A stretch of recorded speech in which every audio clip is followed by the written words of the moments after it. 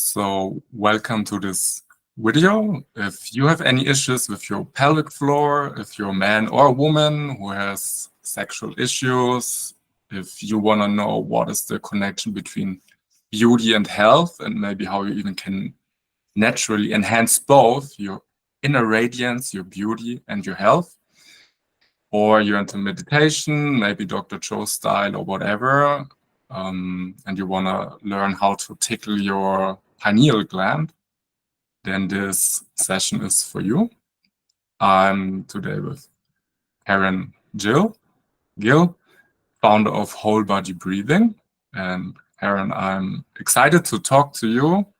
And you're a deep medical researcher. You're bringing in many fascinating studies and a diverse array of different information. And maybe introduce yourself a second. And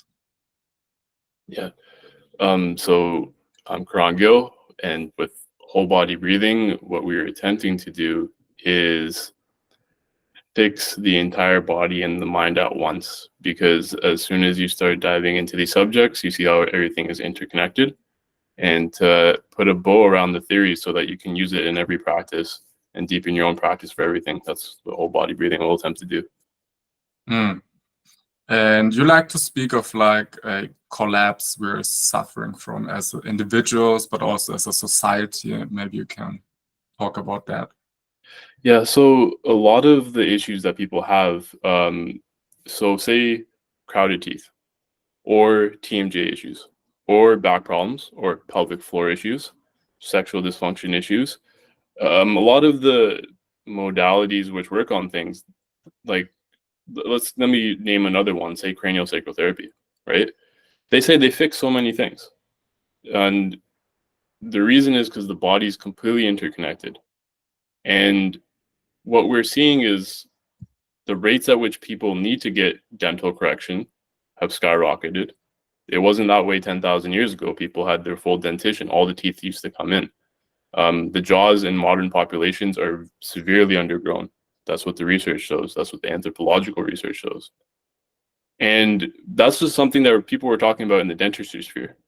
It didn't leave that sphere. But at the same time, you have the chiropractors and the osteopaths and people talking about lymphatic drainage, pelvic floor issues. They were all having a separate conversation somewhere else about, well, people's pelvises aren't lined up and people are having all these issues. These issues in different silos they need to have all the professionals and all the patients actually come together and understand that what we're dealing with is a collapse across all of the body systems and all the mental systems. Because at the same time as we're having the physical collapse, it'd be an amazing coincidence that the depression rates, the anxiety rates, and all of these sort of issues are also going up parallel. And so the body, mind, everything is interdisciplinary. And the collapse that you're having anywhere in your body or anywhere in your mind, everyone's facing it. About 90% of the modern population is facing this on like a big level. And it shows up in the face. That's the most obvious. So many people here might be familiar with mewing or just wanting beauty in the face. If you look at pictures, I just saw a picture that my father showed me of his military course. And it was all the young guys, and everyone had good jawlines. Everyone had good cheekbones. They did not look like the kind of melted faces of the modern public. And that's what people should look like if they developed in a healthy way. And so something's gone terribly wrong. Nobody knows exactly why. But clearly people are in a state where their body and their mind has not grown fully and not grown in a healthy way. That's what the collapse is. And so you mentioned mewing. First, can you maybe describe in a few simple words for the lay person what mewing is? And then would you agree that mewing is kind of like the first try, or like the first modality that made like brought a lot of public attention or spotlight to this whole collapse? Yeah. So what mewing is proper tongue posture. And the theory behind mewing is that if your tongue is properly postured in your mouth, then your actual jaws and your teeth will all grow out properly. So I think everyone's experienced or understands that a lot of people have teeth that are crowded, wisdom teeth that don't come in, the jaws are misaligned. It can cause things like sleep apnea. You just don't have enough room in your mouth for the tongue. It causes, if this area right here is not fully developed, then it shows up in the lack of cheekbones, lack of jawline development, twists and asymmetries in the face. So those are the symptoms, main symptoms. And the proposals by orthotropics and mewing were that if you keep your tongue up and the musculature here properly toned, that's what drives the growth. That the form of your face and your body follows the function. The way you use it is the way that it ends up looking. So if people's tongue is just loose, not properly generating force, then the force that these bones need to grow out and open, that's not happening. So that was first developed by John Mew and then his son Mike. So that became mainstream. That's now the popular thing that people are aware of, that the jaws are undergrown and we need to fix it. It wasn't the first one though. But so you're basically saying our bodies don't develop to their full size by chilling on the couch throughout our teenage years. Yeah, essentially,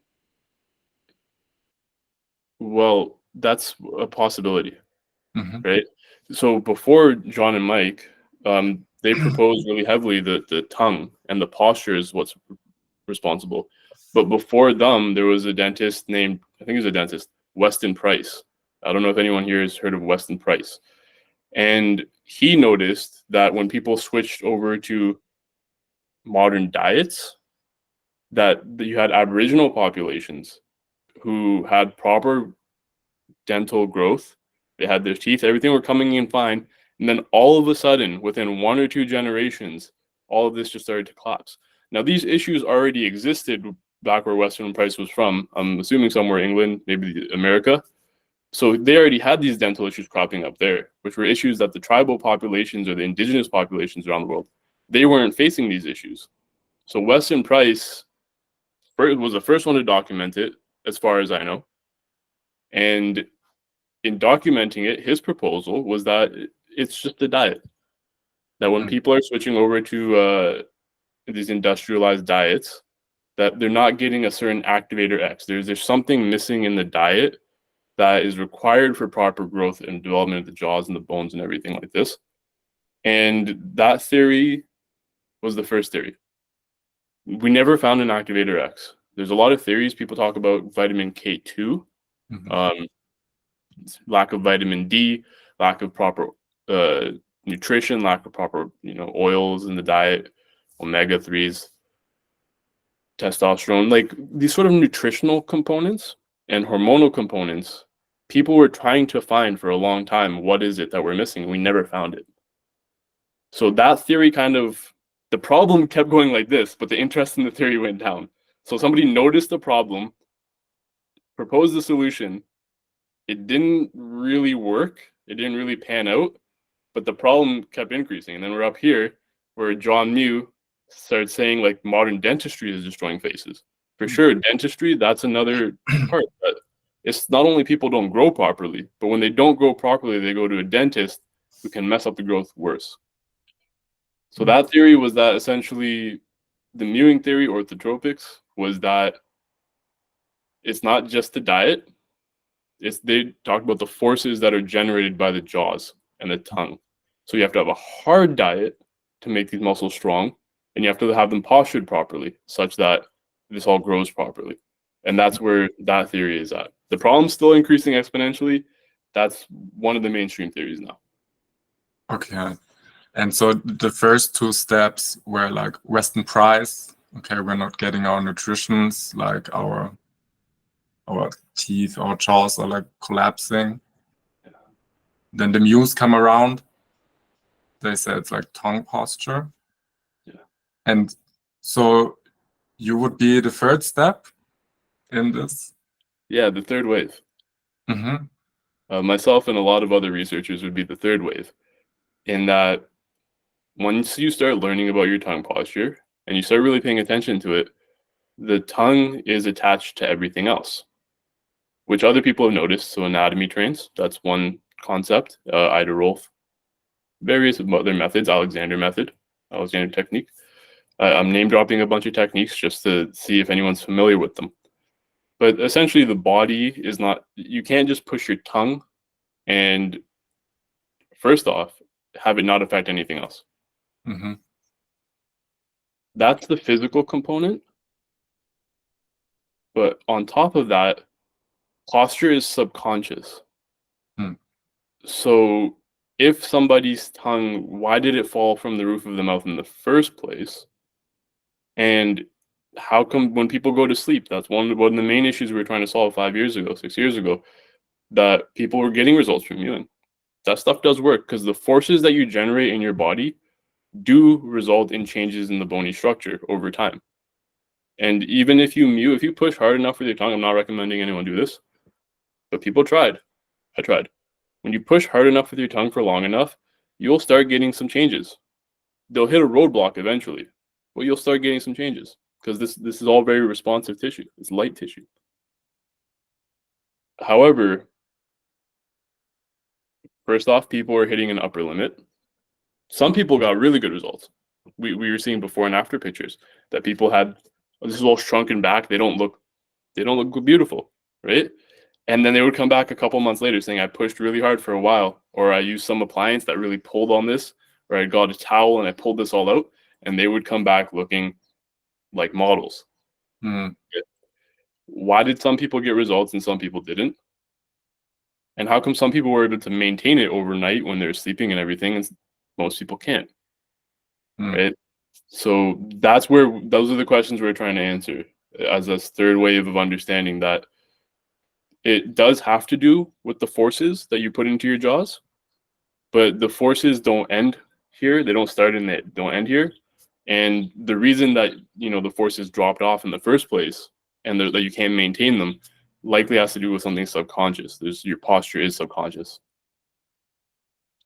Yeah.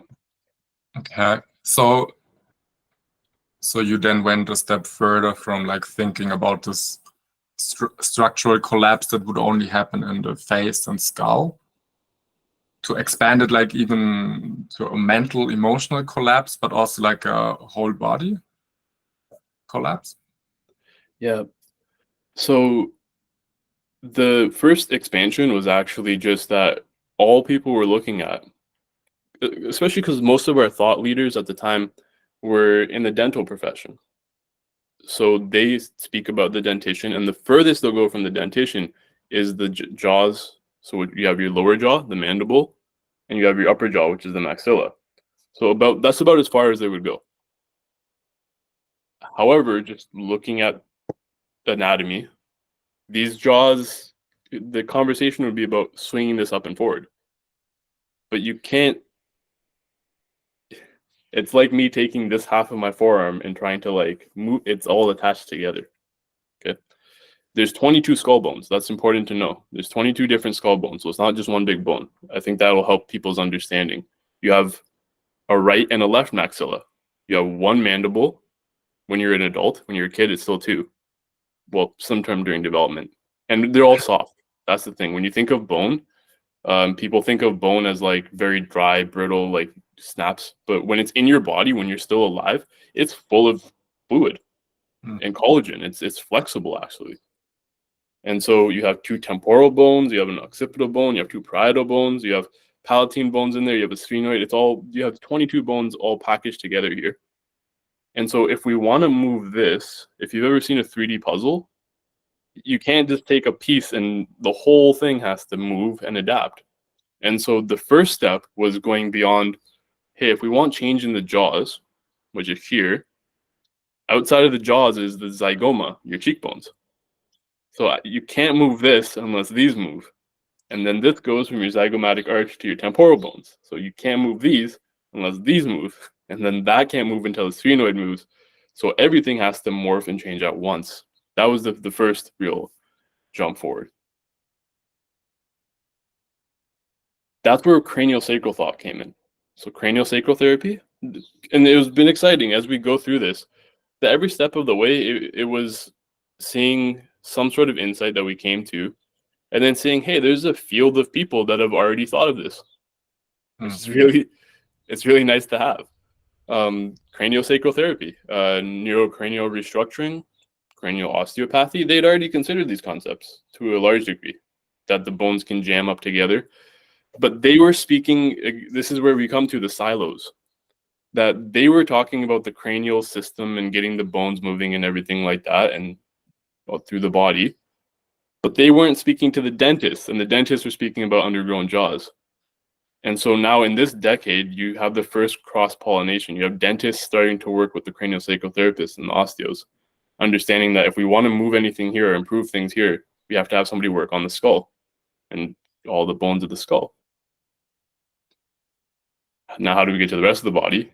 Well, the leg bone's connected to the hip bone, and it goes up the skull as well. That all of the musculature that attaches, all the connective tissue that attaches to your skull, where does it attach to? It doesn't go off into space. It goes down to your torso. And we talked a lot about theory here. Theoretically, so everything is connected. You have fascial lines, so anatomy trains. Thomas Myers in anatomy trains, and he gets his ideas from earlier people as well, who he references, was the idea that when somebody has pain, this is accepted in modern physiology, that if someone has back pain, they know now that I don't just massage their back. That works sometimes, but oftentimes you're going to have to look like, is their foot twisted? Are they holding their upper body in a weird way? Because now we know that wherever the pain is or wherever the issue is, usually is a symptom. The cause can be somewhere else in the body. And that's because the connective tissues, IT band, we have multiple lines of fascia in the body. So they connect from the torso all the way from your feet, legs, body, all the way into the head. And say they're what transmit force when you're moving, when you're postured. Because as we said before, that your posture is subconscious. If you try to change your posture, how many of we all tried it? That like, how long is that going to last?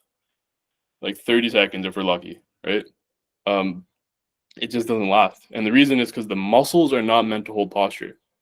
If I try to hold up this keyboard, anyone want to take bets? Like, how long can I hold it like this? An hour before my bicep just falls off. Like, it's going to be in pain. Because the muscles are not meant to hold isostatic postures. That's the fascia. That's the connective tissue. And so the connective tissue runs all through your body. It runs in lines through the body. And the way that that's tensed is your posture. It's like this. It's like this. The way that your resting posture is that it goes through the diaphragms. It goes through all the breathing. And so if we want to fix the whole body, we have to fix it all at once. And that resting posture is also your subconscious posture, because depressive, anxious people are a certain way. When you're happy, you're a different way. When you're open, you're a different way.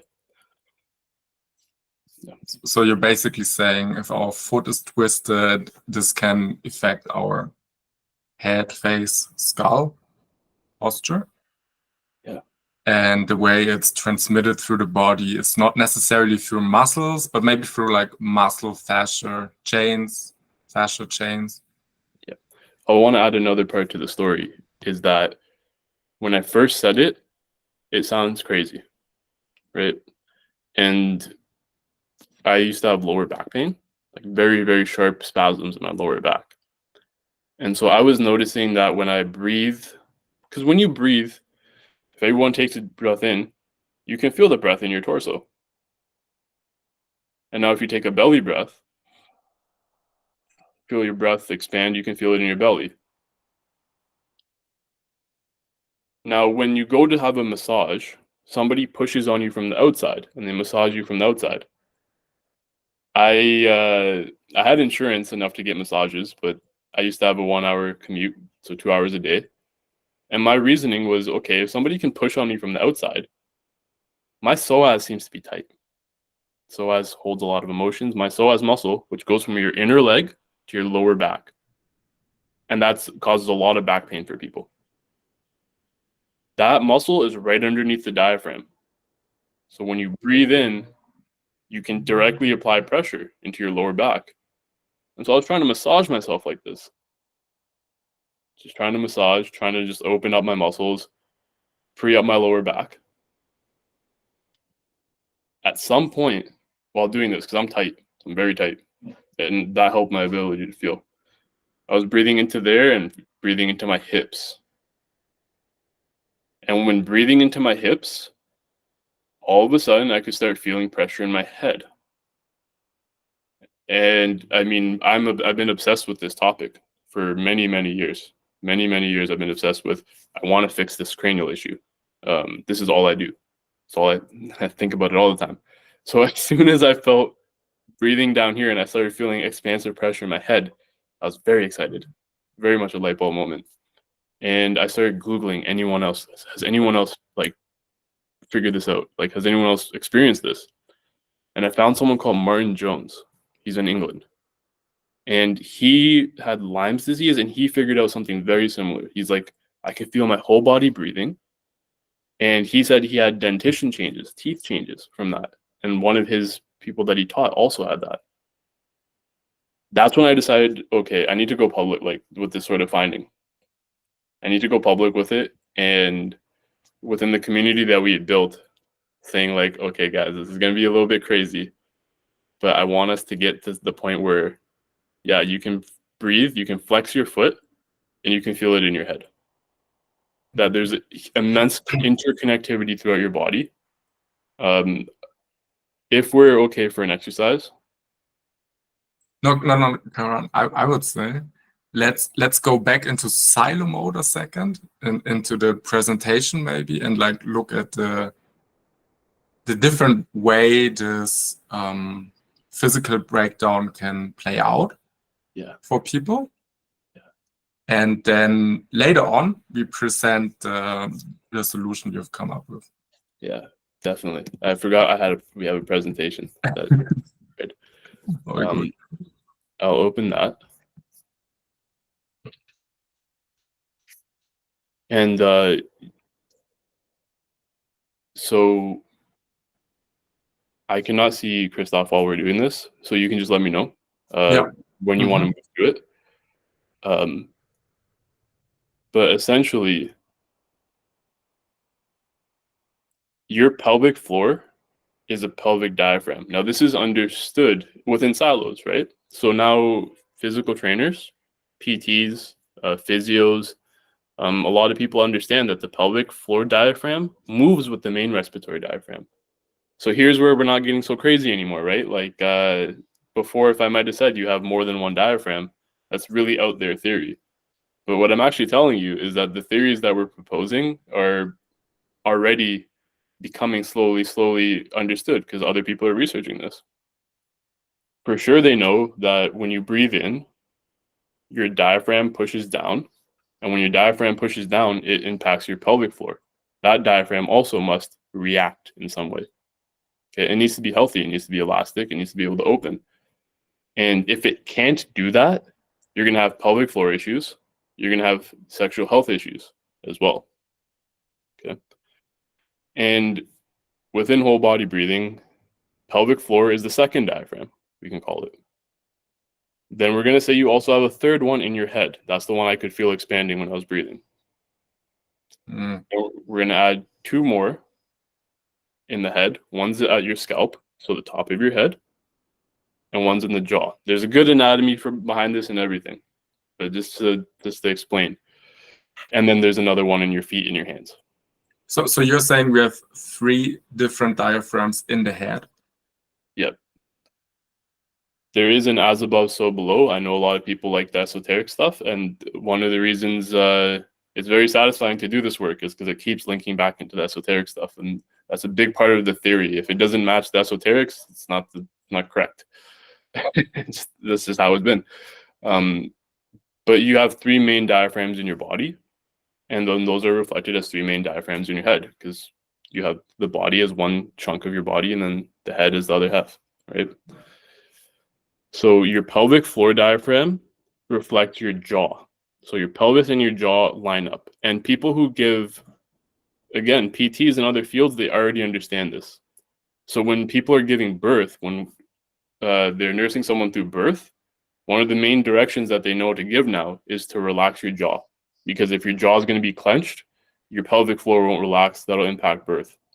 And that's one of the main things that, there's a lot of stuff in women's health where they're trying to help people on these pelvic floor issues. And they've noticed that connection. They've made that connection and they're actively teaching it. So we're saying that connection definitely exists, okay, between your pelvic floor and your lower jaw.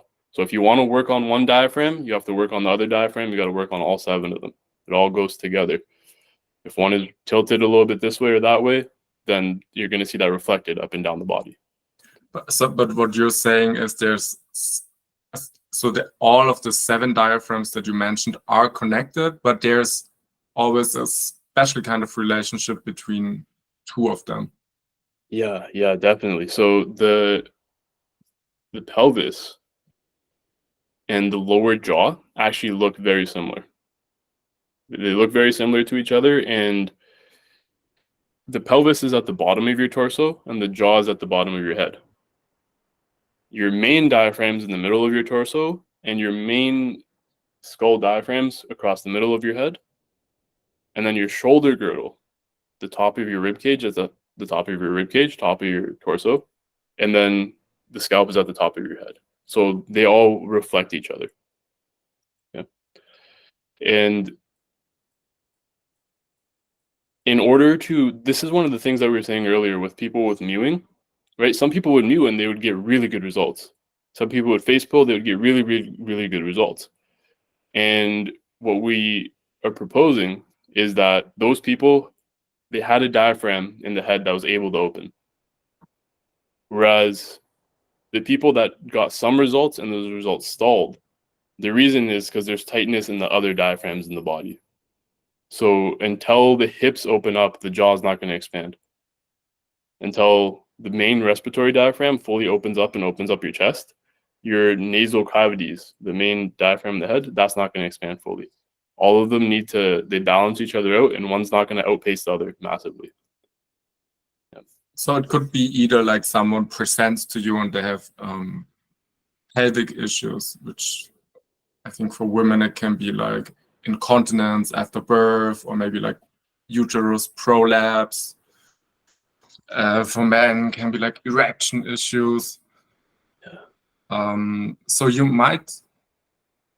So one of the things is you would try to like increase awareness of the diaphragm there, the pelvic diaphragm, like how it like moves and like how toned it is. Yeah. But you could also like go to the mirror diaphragm of it in the jaw to like see if maybe it needs more space there first before you can go to the place where the symptom is showing up. Yeah, that's it seems repeatable. It seems to be a repeatable process that if you're getting progress with somebody or you're getting progress with yourself, you're trying to fix your pelvic floor, you're trying to fix your hip issues, and it's just continuing to nag you that like you're doing all the right things, you're doing the exercises, you're doing the stretches, you're meditating on the area, and it's reached a certain limit. It just won't correct any further. It either won't relax further, or when you relax it, it tenses up again, or it's got too much tension in it. You can't relax it at all. And that will there's something else in your body because it's all an interconnected web. And there's somewhere else in your body that is tight. And so no matter what work you do on that, it's going to relapse you back to that other posture. Even people who get dental expansion, like surgeries, people get surgeries to open up this area or open up hips, things like that. People get surgeries to have that happen, but it relapses because the body remembers its shape and it'll pull it back to that shape. If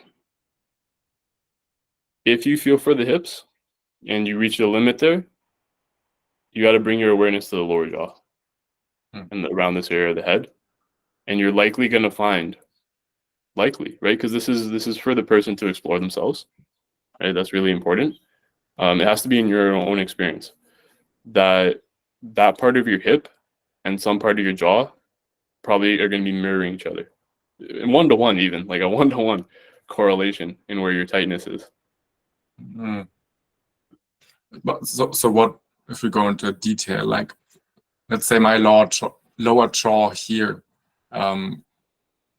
What could be typical points of correspondence to the pelvic floor? Yeah. So the actual pelvic floor and the lower jaw look even similar, because if you take your finger and you poke underneath, it's just a veil of muscle. So this is also a floor. This is the floor of your mouth. And you have the jaw that comes around and makes a U shape here. And if you poke in here, it's all these muscles that it's all soft tissue. It's a diaphragm. And so that's the same thing that happens in your pelvis. You have that, and you just have all this soft tissue, the front and the back. The back, so it does mirror like as a 1-to-1 thing, meaning that your pubic symphysis, which is like the very front top of your pelvis, that'll mirror with the actual cleft of your chin in the middle. And then the back around the sacrum area, that'll mirror around the back of the head. The TMJs are going to be around where your legs attach, like on the sides. That's going to be where your TMJs are going to be around. And it's all one continuity of soft tissue around here. Yeah. Okay. And do you have a client or a story, someone who like worked on their pelvic floor, had like some kind of breakthrough? Or yeah, we have a TMJ. We have had a couple issues where people are having TMJ or clicking, and things open up more. The pelvic floor, the reason the correlations become so strong with us is because a large portion of the men that come to us, we tell you to feel your body, try to open it up, try to expand it. And one of the first things a lot of men in the modern day notice is that their hips are tight. They can't open their hips. They won't expand. And with the breathing, you're going to keep trying to expand into that area, keep feeling it. Hopefully it should open, but at some point you just can't get any further. And so rather than hammering the one part of the body that doesn't want to open, because there's a wisdom to the body, right? We're listening to it. We're not trying to make it do anything. It closed itself up for a reason that's beyond our comprehension. I want to digress for a moment to just say fully that we're trying to intellectually understand the body, and that's a big issue with the silos and the medical, what's going on. Because intellectually, if I were to generate one fingernail, I'm not capable. I'm not capable of that level of, I can't even put one fingernail together. Maybe theoretically, scientifically, I can study how it's done, but the level of intelligence, the level of energy, the level of awareness to even put that together is beyond my intellectual capacity. So why did we end up twisted, and why did the body hold its pelvis this way? There's some deep intelligence that thought that was what was necessary. And so we're trying to tap into that deep intelligence again and use it to heal. And not use it, but like allow it to heal. But yeah, back to, as you're saying, we would love to have more people with pelvic. We would love if people with pelvic floor issues did try to practice the breathing, because we think it'll have results for you. But the connection's been made strong for us because a lot of men can't feel their hips. They can't open it up. And then what we do is we have them breathe into their reciprocal area, breathe into your jaw. They work on that for a bit, and then this opens up, and then you get opening down there, and vice versa. Okay. And opening means more feeling, sensitivity in the body. Yeah, very good question, actually. It definitely means that. It definitely means that you can feel it more, because I think we understand that if we tell a large portion of the population to feel your hips, like, what does that mean, right? The thing is, if you have hip pain, now you can feel it. Now you wish you didn't feel it anymore. You can feel it too much. Or when you get a headache, now you can feel it. so much, you just don't want to feel it anymore.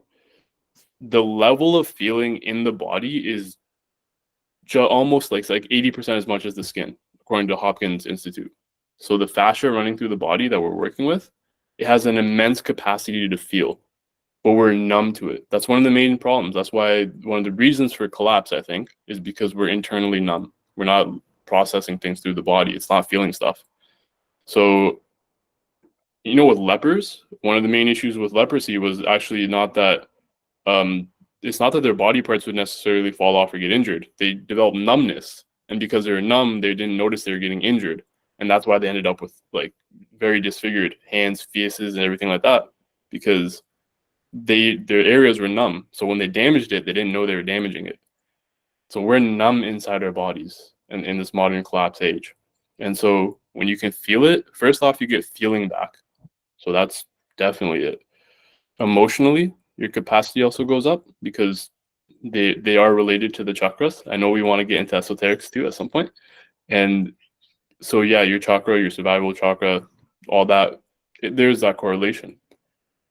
And then lastly, this is where we tie it back to the dentistry thing, that actually we think you also physically contract. It'll show up in the bony structure. Most obvious here, because these bones are all very light and deform easily, but through your hips, they'll be twisted or they'll just not have grown wide enough. Rib cage too. Rib cage will be shrunken where it should be wide and open. This should be wide and open. That's what proper growth and development and flow looks like. So, but you're saying even that the bone, if I take my glass here and I could squeeze it together, like the bone is squeezed? Yeah. So the fascia and the muscle, it doesn't stop at the bone. It becomes the bone. So if anyone here has, work with animals, right? Or when you look at dissections, you can see that the muscle and the connective tissue attaches deeply into the bony tissue, deeply. And it essentially becomes indistinguishable at some point. You gotta scrape it off with a knife, right? And then even beyond that, when you look at the structure of the bone, the collagen fibers inside the bone, so the actual 3D matrix of the bone, it follows the same pattern, actually, of the force lines transmitted into it. And the bone is flexible. It has a flexible capacity. So quite a bit of flexible capacity. And so that held over time with Wolff's Law and things like that will result in bone depositing in one place and being resorbed from another place. So yeah, actually the bone itself, and we say collagen, I want to mention this, it's important that the fascia, the connective tissue that we're working with is almost entirely collagen. And the bone itself is almost also entirely collagen. So to think of the bones and the connective tissue and the muscles as separate, that's siloing again, right? Whereas actually what's happening is your bone is just it's a hard part of your connective tissue. There's various syndromes that people have where your ligaments start depositing calcium in them because they've been tight for so long. That's calcification. A lot of people have it with back problems. They have their lower back, the vertebrae just all become one vertebra, or various areas of the body solidify. Because wherever your body's tense and tight and holding onto it, your body first starts making it more fascia dense. And then if it needs to hold it hard for a long time, it'll start depositing calcium. So it's a continuity between muscle to bone. Is not two separate systems. There's a continuity where you need to be really flexible and open. You have organs and all that, but then you have muscle. And then where you actually need to be rigid, so a little bit flexible, that's where bone is. And they're a continuity. Mm. So people are actually stiff people, they are growing more bony? They are definitely growing more fascia-y. So when you do a cadaver dissection, and I've seen anatomy trains, they're really proving their points because they have cadaver dissections every month or so. I love to watch it because sometimes it just confirms our theory. They don't even know. But what they've noticed for sure is that they will have somebody who they open them up. Literally, they open them up, right? It's a dissection. And you can see under their shoulder blades that this person has way more connective tissue. underneath this one side. And then they've seen this enough that they'll propose, like, this person used to walk with a cane, maybe, because they're like this all the time. And their body just adapted to that. It laid down the connective tissue so that their posture, because the fascia and the connective tissue is your posture. So the body's like, I'm going to be holding this way for a while. I don't want the muscles to do that. That's not what they're designed for. So I'm going to lay down new connective tissue. And so you'll definitely become more dense in maybe the wrong places for your connective tissue. That can happen. Someone who's overly tense. And then when it gets to an extreme, definitely the body just starts laying calcium into the bone, into the collagen fibers, and it becomes bony. Okay. And maybe let's jump back a second to the presentation. And I like the topic that it's also connected, like this connection between beauty and health, because it's also such a taboo topic in a way. It's like really loaded with energy, which I like. It is. I think if we looked at an animal, we could definitely tell that, like, that's a healthy animal, and it becomes a little bit taboo when we go to humans. Everything about beauty is a health indicator. I don't know if I'm over. I'm gonna say that saying I don't think I'm over exaggerating at all. There can be different standards of beauty, so that's a different topic. Okay, people can have different preferences, different standards, different societal things. But when it comes to beauty, beauty is just beautiful. It just is what it is, and what that looks like is health. It's a health indicator. I'm going to talk about the bony structures and the actual shape and the structure of the body. So this is well known, like full lips, or eyebrows, or all these sorts of things are indicators that somebody has proper hormonal health and they develop properly. I'll even say, for symmetry, for example, the skull shape.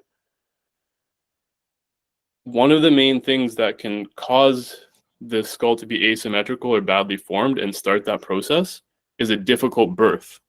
Because as you're coming through the birth canal, everything is really soft here. You have fontanelles and everything, all the bones can jam up. And they're supposed to jam up. They're supposed to compress over each other so that when you go through the birthing process, you have enough space.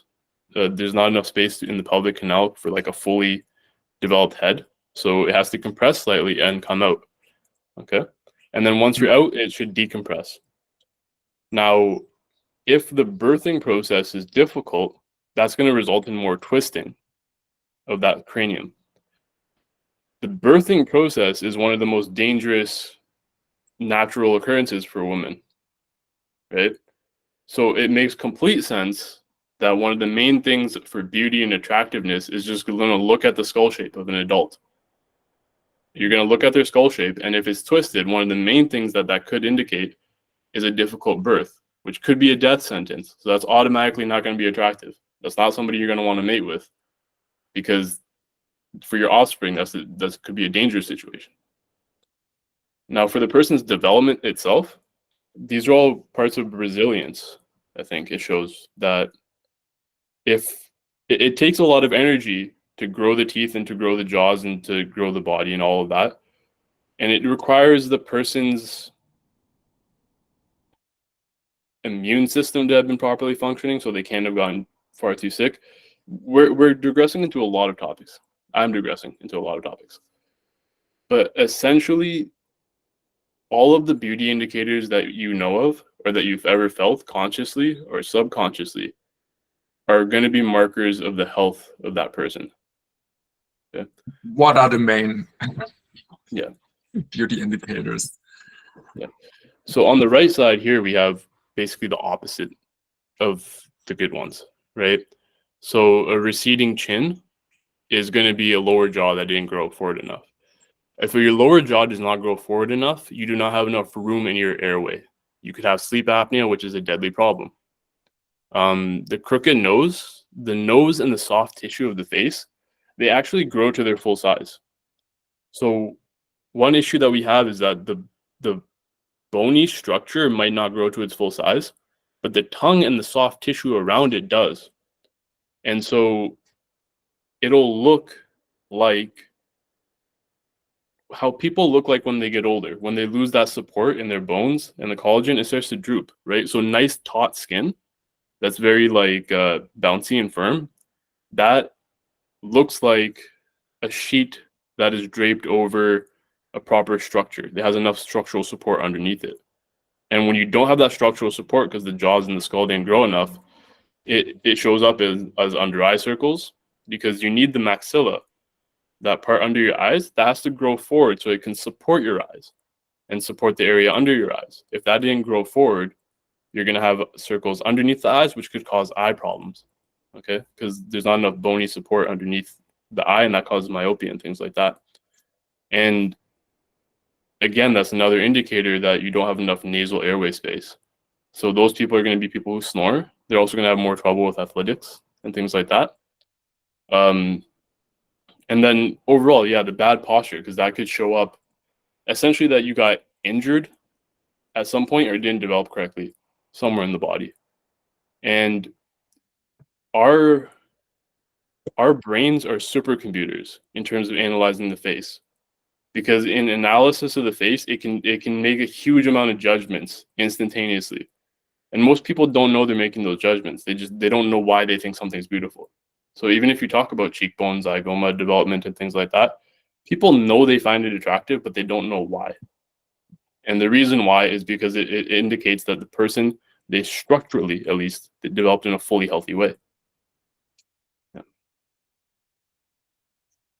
So that's why we have so much, as you say, like neurological real estate dedicated to decoding faces. Yeah, definitely. You can instantly, we do instantly.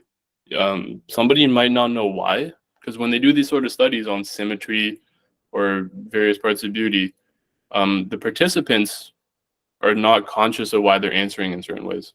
Why do they find this person trustworthy? Why do they find this person attractive? Because it just takes place on a very deep subconscious level that instantaneously the body knows itself, so that intelligence within the body, that it can recognize outside of itself that that's a body that developed properly, because the body also knows itself, like what proper development should look and feel like, and so it can instantly recognize it outside as well. Yeah, and what was mind-blowing to me when you mentioned that the butt muscles, the glutes, are, I think, up to 70% made of fascia. And So that this is, sorry. They connect 70% into the fascia, like their endings. So when people think of the muscles, they usually think the muscles attached to bone, right? Whereas actually a large percentage of your muscles, they don't attach to any bone. They just attach into a fascia, straight into a line of fascia. And so 80% of the muscle fibers in your glutes, they don't attach to any hard bone. They attach right into your IT band fascia and right into your lower back fascia. So they're the highway connecting like the legs and the lower back. Yeah. And so when we see someone and we think their buttocks are pleasing, aesthetically beautiful, we understand subconsciously, like, okay, that's like a healthier fascial connection in the body. We do. We really do. And the abs, so the linea alba running through the center line, that's also the fascial line that is supposed to be the strong one. So that's also what a strongly developed core and abs look like to people. That's why, say you have a bodybuilder who has like a distended belly. That's why that doesn't look attractive. It's abs, but it doesn't look attractive. Whereas the nice toned line down the center, that's a proper line of fascia development. And yeah, for the glutes, when the glutes are healthy and toned, they look like a more bubble, not flat. They look more properly toned. And somebody even proposed that the foot fetish, because these lines go all the way down to the feet. So proper development to the feet could display as a foot fetish. Essentially, the body subconsciously knows that that's a healthy developed foot. So it's a good message out there for the foot fetishists. It's like a healthy, it's a healthy sign to look closely at the feet of a person.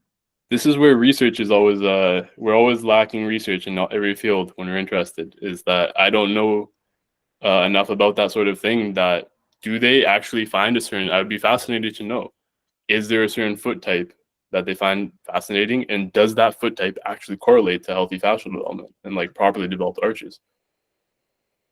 Yeah, it sounds like for someone who's interested and who want to run with that, like a worthwhile side research project. Yeah, wherever your interests are, man. Okay, let's jump to esoteric. Yeah. Would love to. Connection. So part of the esoteric connection is definitely just going to be the fascia and the emotion. So I'll put that there's studies for everything that we're saying. It tends to be based in studies, and where it's not based in studies, it's going to be based in just so many people have this sort of experience that we have to draw some sort of line of conclusion from it.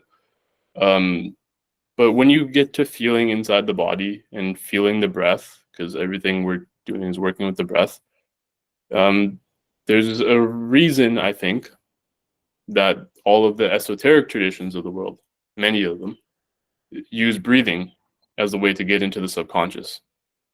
Okay. And so that's where we start getting a little bit esoteric, that when you can feel what's going on inside of yourself, you become more the witness, you become more the watcher.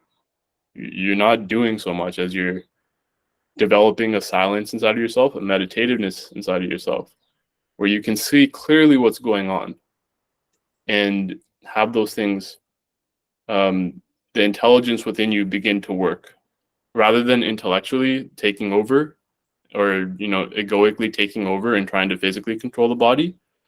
Because the contraction, that the collapse that we're feeling, may be something called sankocha.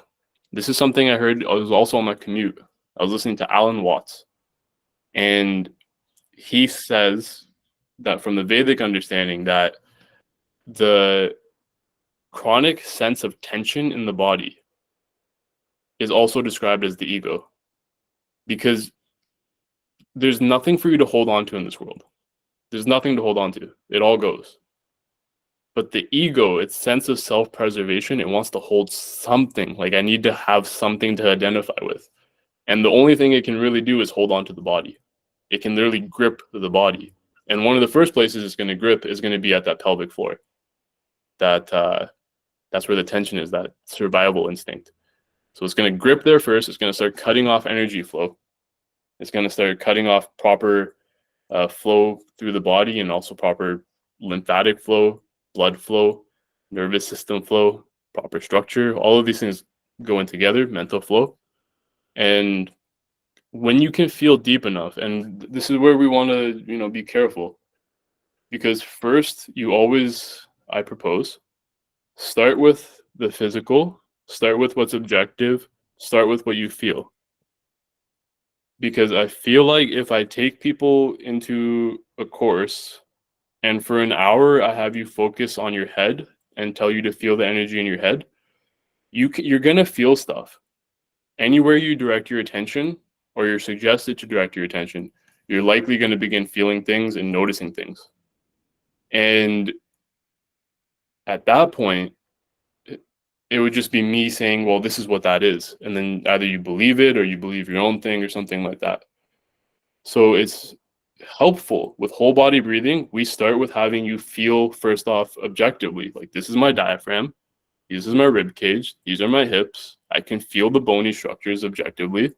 Now I can start to feel the connective tissue. It matches up with the anatomy. So I know what I'm feeling has some physical basis. And then beyond that, then maybe you start picking up more subtler sensations. That could be subtler emotions, subtler lines of intuition and energy as well. That's where I think Qigong, like the people who are masters at this sort of stuff, the ancient masters, they noticed all this on a very deep level.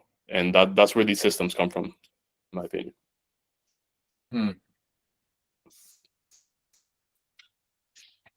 One down from that is also the pineal. So this is going to impact your hormonal glands too. And there's a lot of talk about the pineal gland. Christoph might actually know more about it than myself, and maybe people here do. I was very interested in a while ago. My research has gone away from that. But one thing is that, oh, this is perfect, actually, this image. Can you see my mouse? Yeah. Okay. So I talked about the head diaphragm. This is the head diaphragm. It even looks like a diaphragm, doesn't it? That's why it's a diaphragm. And this is the scalp diaphragm. Okay. So it's like the dark blue. Yeah. And it goes outside. So you can see here, even on the skull itself, can you see this ridge on the inside and on the outside? Yeah. So there's a continuity between the connective tissue and then the ridges on the inside and the outside of the skull. And then this bony out protuberance on the outside is where the muscles on the outside attach into and pull it out from here and here. So it's all a continuity. And this is the head diaphragm, the tentorium, which becomes this part of the cranial base and becomes basically this is your eyes. So under your eyes and your nose. Okay. Go a moment back to the eyes so people have a clear understanding where. Yeah. So the eyes are going to be here. So this is your forehead and your nasal sinus. Okay. And so your eyes are going to be like around here on the outside of this. Okay. And this is your nose. So this is your nasal airway. So the air is going to come in through here. And people don't, pay enough attention that you have this huge amount of air above the roof of your mouth that goes up almost to between your eyes. Okay. And what we're working with is this diaphragm is the main head diaphragm. Right? And the pineal gland sits pretty much right on top of it. And so does the pituitary gland. This right here in the sella turcica, this right here is the pituitary gland. And your pineal gland. And it sits right on top of where the tentorium is. So this also mirrors what we would see in the main thorax. So in your main thorax, if this was your diaphragm, this would be where your heart is, because your heart sits right on top of your main diaphragm. So this as above, so below connection. Your heart sits and connects, literally, it connects right into your main diaphragm, and you have the vena cava and everything running up and down. So that's where it connects into the main body. But if you're somebody who's interested in the pineal gland and these sorts of experiences, one thing for sure, if we want to clean out any glands or make sure that they're working properly, they require a rhythmic force. So everything in the body works with rhythms, and the breathing is the primary rhythm, I would say. And so every time that you breathe in, there should be a flexing across these diaphragms, which pumps in nutrients. This respiration, it pumps in nutrients, pumps in water, pumps in blood flow, pumps out all the bad stuff. And so if these pumps aren't working, then calcification or things like that start to happen. They happen clearly in the muscles, as we spoke before, that if the muscle is not getting used and pumped, like the tendons and stuff, it'll start depositing calcium in there. And things just so I think for people to understand, when you sit for a long time, like during a flight or whatever, you start to you have water in your legs and the ankles. And when we walk, we have this muscle pump that helps to bring the lymphatic liquid back up to the heart. So I think what you're proposing actually is a mechanism similar to that supports drainage of fluids. Yeah, but it's not done via muscles, but via the diaphragm. Yeah, that all of those diaphragms connect together, and so whenever you breathe, your main respiratory diaphragm, it's gonna cause the airflow in your lungs, right? Without that main diaphragm expanding, there's no air coming into the lungs, there's nothing going out. There's going to be none of that exchange of carbon dioxide and oxygen. It needs that pumping action for the system to function. And that same thing I propose happens with the craniosacral system. They talk about this, that the CSF fluid is also driven by the respiration. So you need CSF fluid going all the way from your spine into your brain, washing your brain and like transmitting nutrients. And this main diaphragm of the head, there's no evidence that it flexes, but the whole body flexes at once. So when you flex open on the inhale, which the craniosacral therapists say that you do, this diaphragm also flexes open. And then sitting right on top of it is your pineal gland and your pituitary gland. And so if they're requiring some movement in order to function properly, then we need to make sure that movement's there, and it happens on breathing. Same goes with the thyroid gland, thymus. Our main lines of respiration that we teach in whole body breathing, borrowed in large part from TCM and like Qigong, and also anatomy trains. They also go right over all of your major hormone glands, as if your hormone glands are expecting that there's going to be some sort of rhythmic massage to massage these glands so that they're functioning properly. But so what you're saying, like people who are not into whole body breathing, who might just be, like using their main respiratory diaphragm or a little bit of their rib musculature or a little bit of the accessory breathing muscles who like lift up the shoulder girdle. Yeah. They're only getting maybe 10% of like this motion here from this diaphragm or like the head diaphragm. Like they are missing out on a lot of action that can play with their powerful glands. Yeah. That you said something really interesting there, which is very important. That when we talk about this beauty and development and everything, the people that are already well developed, they can't tell you what they're doing. That's one of the issue, right? That like, how did you do that? They don't know it because it's just subconsciously they're doing it. And so what we're trying to do is trying to figure out what's the subconscious healthy pattern, right? And the subconscious healthy pattern should be everything is getting pumped. There's probably no part of your brain that you don't want motion in, right? Or any part of your body that should be completely stagnant. Probably a couple times a minute, there should be some pumping action happening everywhere. And as your example was that now people understand that the feet and the calves are kind of like another heart. They call it like a second heart, is that every single step, it pumps back up, right? It happens everywhere in the body. These pumps are active everywhere in the body, those 7 diaphragms. And with the Qigong and Tai Chi, we're pumping them, and that's what keeps everything flowing properly through the body and allows it to open. Okay. And do you know anyone who had any, like spiritual stuff happening to them after they started breathing into the head diaphragms? Yeah. Myself, for sure. And yeah, many people. Yeah, Mm-hmm. definitely. So it's like a common feedback that you get from your community. That's expected, yeah. Okay. Yeah, so I don't know where to take it, like time-wise, we're over the hour. Should we go into questions?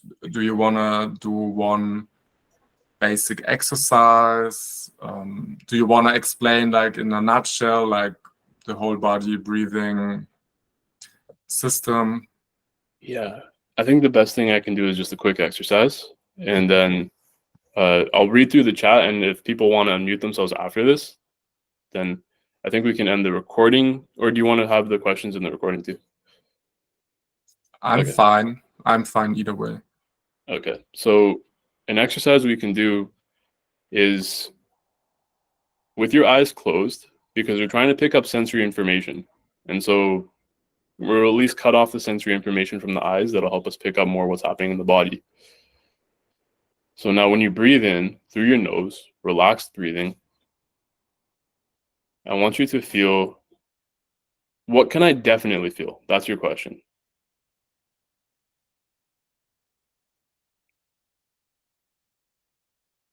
In your torso, can you feel anything? Some of you may not be able to. If you can't feel what I'm saying here, that doesn't mean you're doing anything wrong. You're feeling what you're feeling. Okay, you're objective. being objectively true to yourself. What can I actually feel? I'm going to propose that a large percentage of you, when you breathe in, you can probably feel your chest and your rib cage.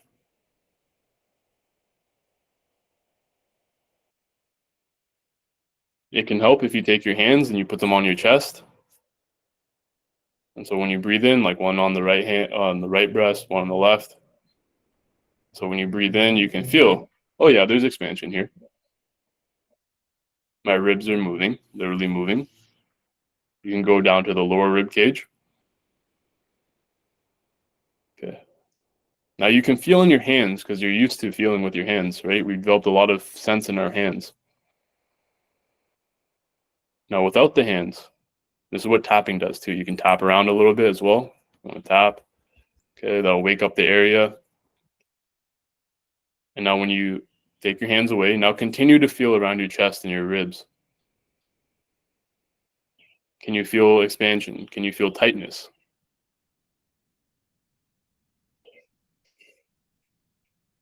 When you breathe in, the first part of the breath is likely going to be very relaxed. And then as you get to the latter parts of the breath, your upper part of your breath, you're likely going to start feeling tightness somewhere in your chest or in your torso. And then when that tightness gets to its maximum, it's really tight, then you're going to stop breathing in and you're going to start breathing out automatically.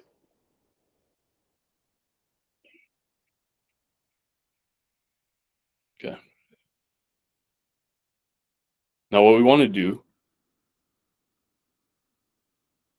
continue feeling the breathing, relax breathing. With your hands, I want you to clench your fists into tight fists. Now feel your rib cage and your chest.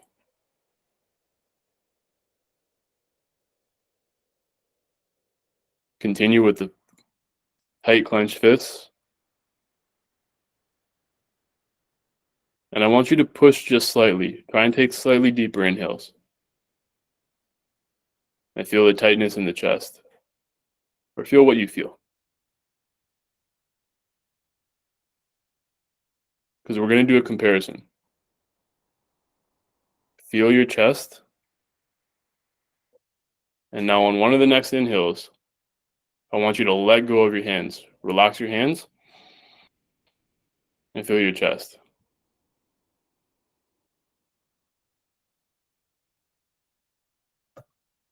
And see if there's any difference in the amount of inhale that you get, the amount of tightness that you feel in the chest. And I would have you do this a couple of times. Take a breath with your hands relaxed. How deep is the breath? How relaxed is your rib cage?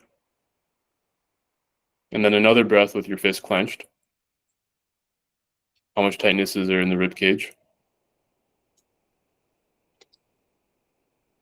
Okay. And what I'm going to propose to you is that what people often notice is that when they have their fists clenched, there's a tightness across the chest. You can't breathe in as deeply. And when you relax your hands, that you can actually open up the chest a lot more. And did anyone notice that? You can say in the chat. Or let's just see what people's experiences were.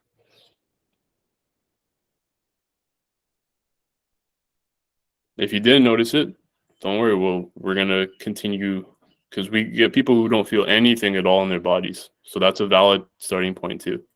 Okay. But generally, seems like yes, Christoph, could you feel something there? I also felt something there. I've done the exercise before. Of course, you feel like, suddenly like the breath rushes in when you like release the pumped fist. And I think for most people that would be like it's a revelation, because why does my fist being clenched have anything to do with my breathing? And that's like the demonstration that your body is very interconnected through these fascial lines. And so your capacity to breathe, like what's happening here, now that you have feeling here and a connection here, you can start developing that out. You can start feeling it into your arms and all the way to your hands, and then to the feet too, all the way to your feet and into your head. That's just going to keep expanding that awareness. And then you can feel exactly why I'm more tight on this side and more loose on this side. Why am I kind of twisted like this? Why are my hips kind of like that? Through feeling, increasing the amount of feeling with cues. Yeah. So the breath is not only this like oxygen energy delivering mechanism, sometimes it's also like this wave, like waving through the body and like scanning it even like for tightness, but also like bringing in its feeling. Definitely. Because when you're not consciously paying attention to your breath, you continue breathing. Who's doing that? And yeah, as Tom just said in the chat, CSF fluid is also linked to breathing. So that's for sure, because we need this CSF fluid to be pumping into the head. That's crucial for intracranial pressure, for development, and also for healthy function of the brain. And so the lymphatic system, it's also well known that your psychological system is tied to the breathing rate too, right? So this is where the psychosomatics is well tied. Everything loops in multiple ways. And so say the lymphatic system, the endocrine systems, like the hormones, the circulatory system, all of these systems require, I would say, the breathing to be functioning properly. And so first we're going to feel the tightness in the muscles and our structure. And then at more subtle levels, you're going to start noticing emotional tightness in the nervous system, like where you're holding on to things. And it becomes a connection to life, because in most of the teachings with the chi or the prana and all of that, the breath actually has nothing to do with oxygen. That's just something that happens. So when we say we breathe in and the CSF circulates, we could also just say as well that we breathe in and the oxygen, that's also a byproduct. That's not the breath itself. That's a byproduct of the breath. The breath itself is a deeper energy thing that's happening to us.